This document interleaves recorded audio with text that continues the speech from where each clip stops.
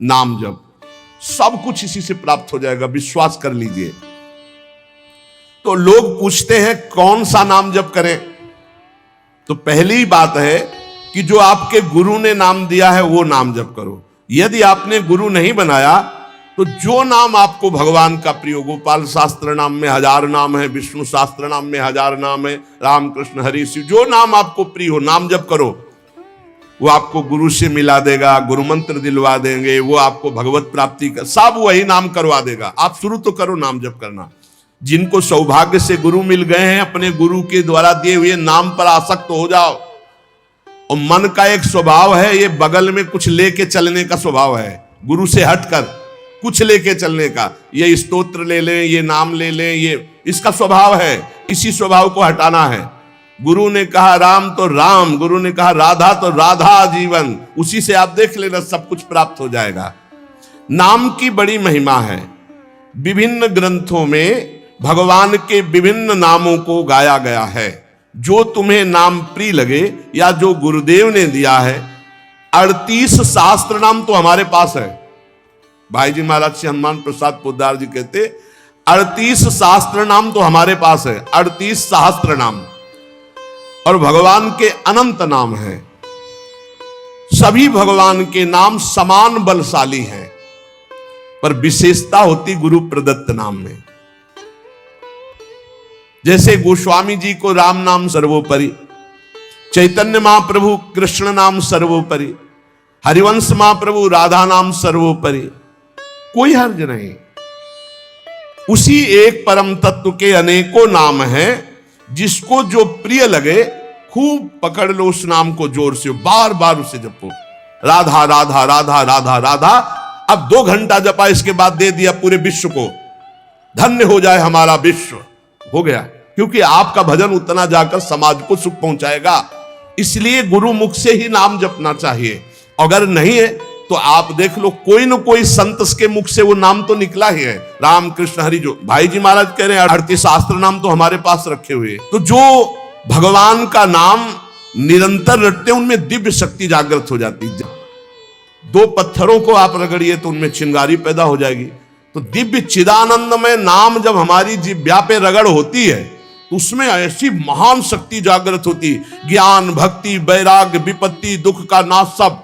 देखो गोस्वामी जी सरल भाषा में कह रहे हैं, यदि हृदय में और जगत में भी लोक में मंगल चाहते हो तो अपनी जिह्वा रूपी देहरी पर, जो भीतर और बाहर दोनों को मंगल करेगी, नाम विराजमान कर लो।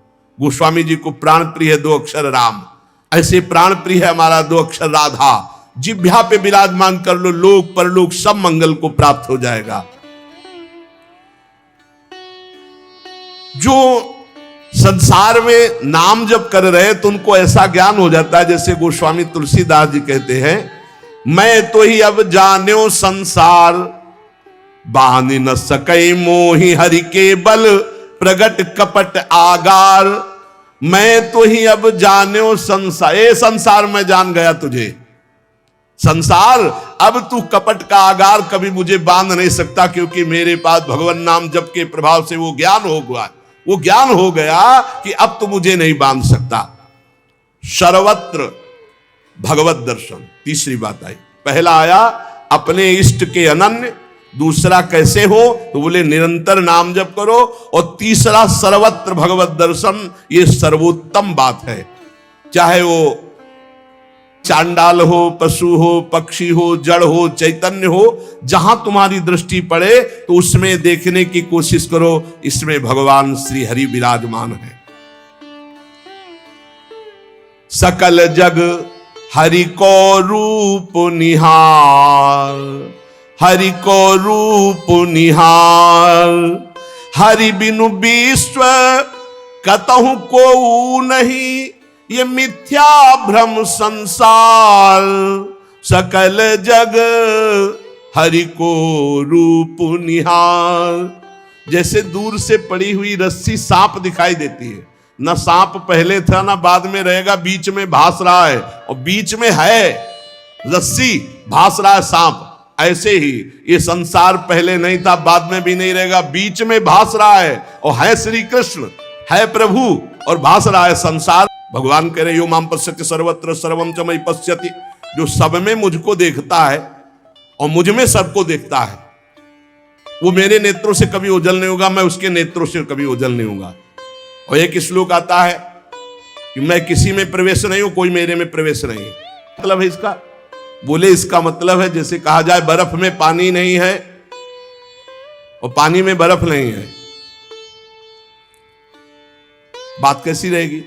क्योंकि बर्फ ही पानी है, पानी ही बर्फ है, भेद ही नहीं है। तो कहा जाए बर्फ में पानी प्रवेश नहीं कर सकता और पानी में बर्फ प्रवेश नहीं कर सकती, उसकी अलग सत्ता नहीं, बर्फ ही पानी बनी हुई है, पानी ही बर्फ है, कोई अंतर नहीं। तो कह रहे कि नहीं आधार। बोले कैसी बात कह रहे हो? बोले इसलिए कह रहा हूं कि वही है, दूसरा कोई है नहीं। इतने नजदीक है कि अपने आप से भी नजदीक हरि है, अपने आप से भी। आप अभी अपने को शरीर मान रहे हैं या मन मान रहे हैं या स्वभाव मान रहे हैं, स्थूल सूक्ष्म कारण तीनों से नजदीक भगवान है, अति समीप, और इतने दूर है कि जन्म जन्म लग जाएंगे खोजते हुए, मिलना बहुत कठिन है। क्यों? क्योंकि बाहर खोजने से नहीं मिलेंगे, अंदर डूबने से मिलते हैं। अंदर जो लौट कर डूब गया वो पा गया हीरा, और जो बाहर चाबी घर में खो गए हैं और बाहर जंगल में पूरा जीवन ढूंढो, मिलेंगे क्या? घर में लौटो तो सर्वात्मना न विसृजेत बहिरिंद्रियाणि अंतश्च, अंतर में आओ, बहिर्मुख बात छोड़ो, अंतर्मुख हो करके एकस चरणदास चित्त मनंतई से अकेले अंदर घुसो। कुछ लेके नहीं जाओगे प्रेम गलियत साकरी, जितने संबंध सब ये बोझा है नहीं ले जाओगे अंदर, अंतर्मुख अकेले होकर असंगो हम, और फिर ढूंढो तो मिल जाएगा, वही मिल जाएगा। और जब वो मिलेगा तो ढूंढने वाला नहीं रहेगा, केवल वही वो है। ये रहस्य जानत तुम्हें हो जाई। अति समीप अति दूर अनोखे जग महा जगते पार, जग महा जगते पार, अति समीप अति दूर। जो अनुभव करना चाहो, हमारे प्रभु की यही मानता है। इस खंबे में है तो यही मिलेंगे आपको, और हृदय में है तो यही हृदय में मिलेंगे, और बद्री नारायण में मिलेंगे तो बद्री नारायण में ही मिलेंगे। जहां जैसी भावना करोगे वैसे ही भगवान मिलेंगे। और सर्वत्र है तो सर्वत्र फिर यहां भी है। पय घृत, कैसे भगवान समाये हुए हैं? जैसे दूध में घी, पय घृत। अब दूध में पूड़ी बनाओ, नहीं बन पाएगी। अब प्रक्रिया है, दूध को दही जमाओ, दही का मंथन करो, मक्खन निकालो, मक्खन को सिराओ, घी आ गया। ऐसे ही गुरु प्रदत्त साधना के बिना यह दृष्टि नहीं प्राप्त हो सकती। सर्वत्र श्री भगवान है। भगवान कैसे समाये हुए हैं? पय घृत, दूध में घी के समान। पावक काष्ठ, जैसे अग्नि और लकड़ी, लकड़ी में कहीं अग्नि है लेकिन घर्षण करो, अरण्य मंथन उसी को तो कहते हैं, लकड़ी के घर्षण से अग्नि पैदा हो जाती। बोले बीज महा तरु, जैसे बीज में वृक्ष समाया हुआ है।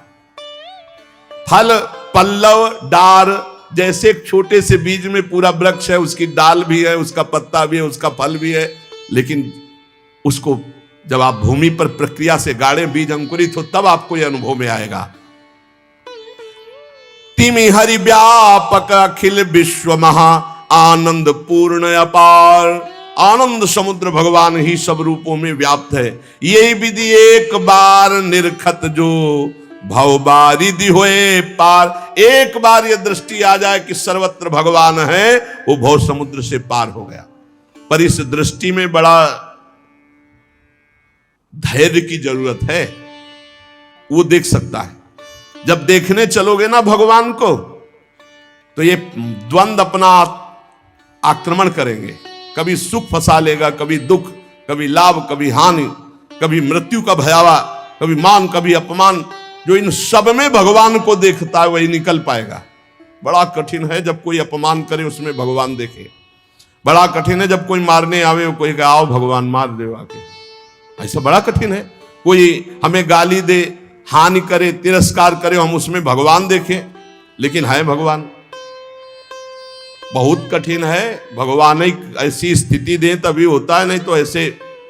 आप सभी को राधे राधे, जय श्री राधे। जैसा कि प्रेमानंद महाराज ने आज की वीडियो में नाम जाप की महिमा बताई है कि नाम जाप से हमें क्या कुछ प्राप्त होगा और क्या क्या लाभ हैं, तो इनके लाभ तो आप हटा ही दें।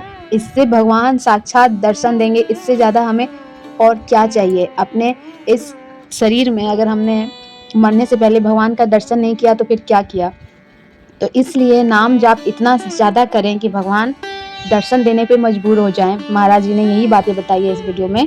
तो ज़्यादा से ज़्यादा नाम जाप करें, महाराज जी के बताएं मार्ग पर चलें, सत्संग सुने, इससे हमें भगवत प्राप्ति निश्चय है कि एक ना एक दिन जरूर होगी।